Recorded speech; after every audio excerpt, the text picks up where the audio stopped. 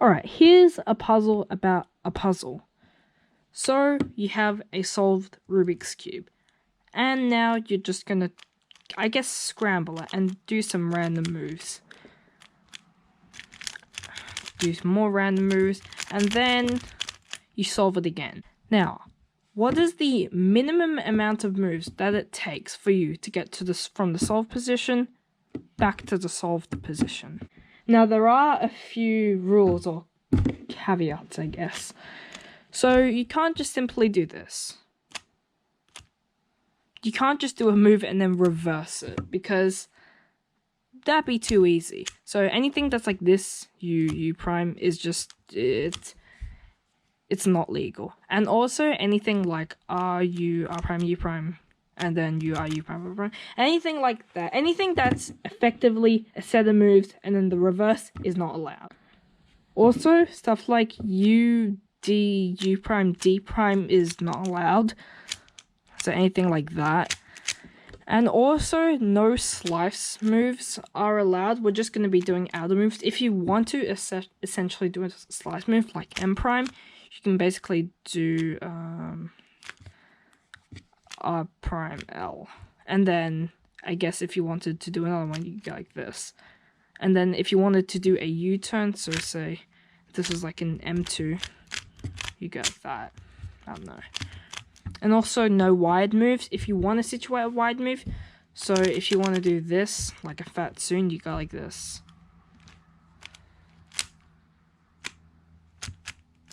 So if you want to pause the video and have a little try, then maybe try it for yourself. And then I'll introduce a variation of this problem. So the first thing you might try is testing with algorithms you already know. So let's take the JPEM for example. We know that it swaps 2 edges and 2 corners, so we can use this to our advantage. So the regular JPEM is just 14 moves.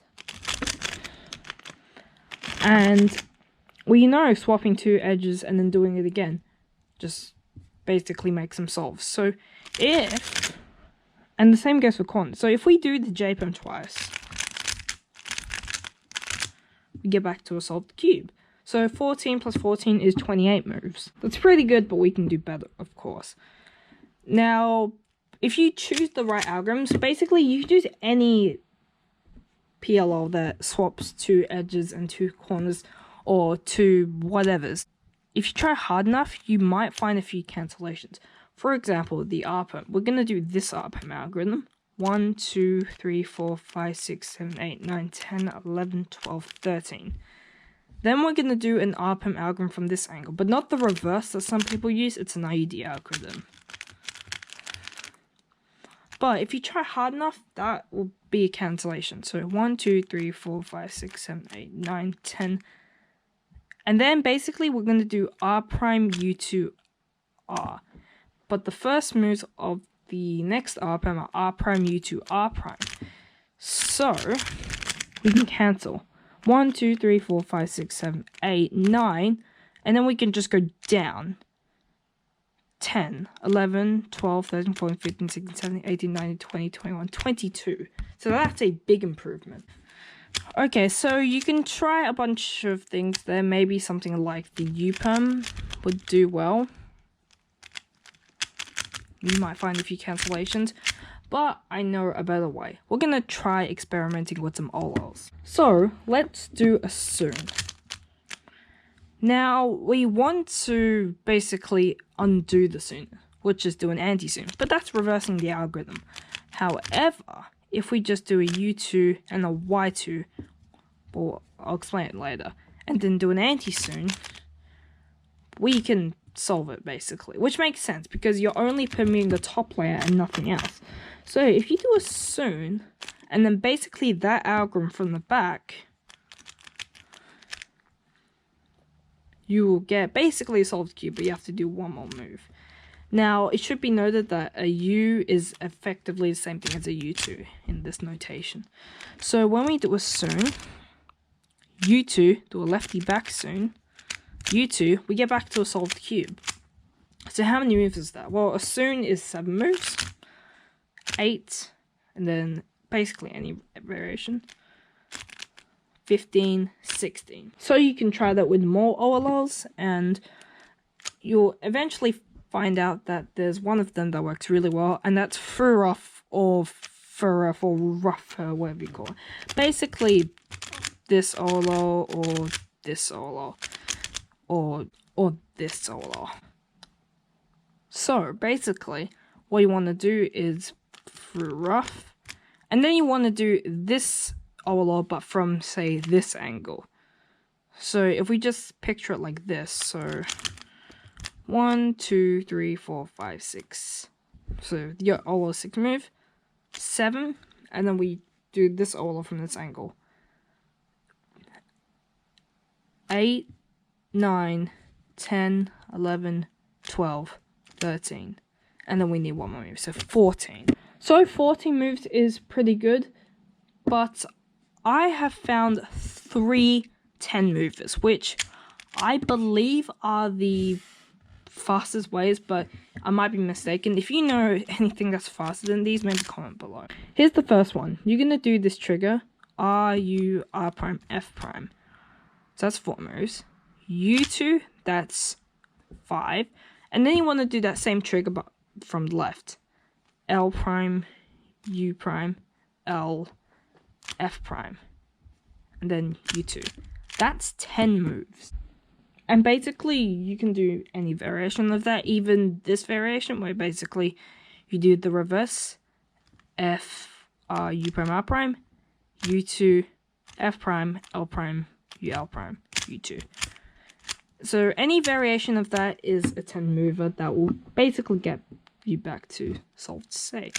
Here's the second one. So the idea for this is basically we're going to be solving this F2L case. So there are essentially 2 ways to solve this.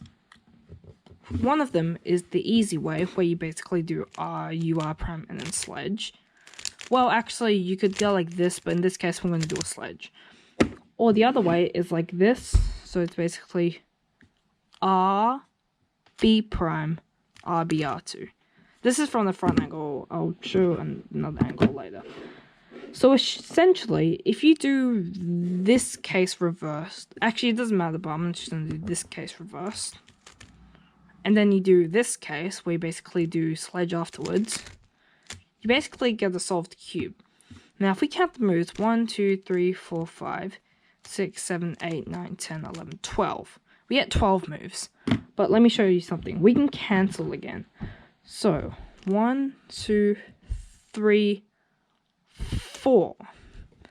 Now, we could do this. We're still on this, by the way. We can just do this, which basically, we're still at 5 moves, but we've basically cancelled the R and the R prime. So we can just go straight into this. So, 5, and then sledgehammer cancels as well. 6, 7, 8, 9. And we just do one more move. So that's 10 moves as well. So that took me a bit of work, but with enough clever thinking, you can usually get that. The last one kinda is about this H-perm algorithm that's actually has been gaining popularity in recent moments, I guess. So it's this. I'm not that good at it, but that's not the point. It's basically R2, S2, R2, and then U or U prime, and then R2, S2, R2. That'll basically give you H-perm. But I thought to myself, what if you did a U2 in between? If you did U2, then R2, S2, R2, you can just do another U2 and that will solve the whole cube. Now, of course, you cannot do S moves because you have to write them as 2 moves. But the original algorithm... Oh dear. But the original algorithm was so short that I thought it would work. And actually, it will, because when you do... If you think of the algorithm, there's 1, 2 slice moves in here. And the whole algorithm is 8 moves, and the slice move takes 2 moves. So if you do the math, that equates to 10 moves. So this can be possible. It basically goes like this. R2, F2, B2, L2, U2, R2, F2, B2, L2, D2. That might look ridiculous, but promise me it's the exact same thing as doing that algorithm. And that one takes 10 moves also. Now, of course, these are the best ones I can find, and if you have another one that you can find, leave in the comments below. Alright, let's go into the 2x2 version. But I'm gonna put one more caveat. Obviously, you can't do a slice move. We're actually not going to do any L, B, or D moves. Why do I say this? It's because you can do stuff like this. R, L prime. So I don't want any of that to happen. So I'm going to go over this quickly because the answer might be a little bit more obvious.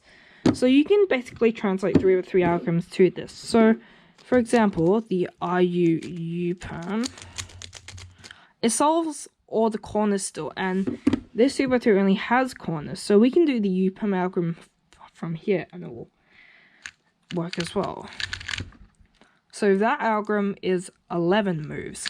So that's pretty good. You could try doing this PBL case, which is basically R2, F2, R2. That basically does a diagonal swap on the top and the bottom. But since you can do the diagonal swap from basically any angle, you can do R2, F2, R2 again. So we can do R2, F2, R2, and then the U prime, R2, F2, R2, U prime. And that will solve it. And that took only 8 moves, which is pretty short. But here's the actual shortest way, I think. This one only takes 6 moves. And it's basically based off the 3x3. On the 3x3, if you do R2, U2, and then repeat that 2 more times, you basically swap some edges, but most importantly, the corners stay solved. So we just do on the 2x2, R2, U2, R2, U2, R2, U2. And would you look at that? Everything is now solved. So that only took 6 moves. 1, 2, 3, 4, 5, 6. I believe that is the shortest sequence, but like I said, if you know any shorter sequences, put them in the comments below. And on bigger cubes, it's not really that interesting since you can do a 3x3 10 mover, and I think those are the shortest. So if you enjoyed this video, obviously give it a like. If you know any other 10 movers, then also leave them in the comments. Or if you found any interesting along the way, also leave them in the comments below, because I kind of like to read them. Alright, thanks for watching, and I'll see you next time.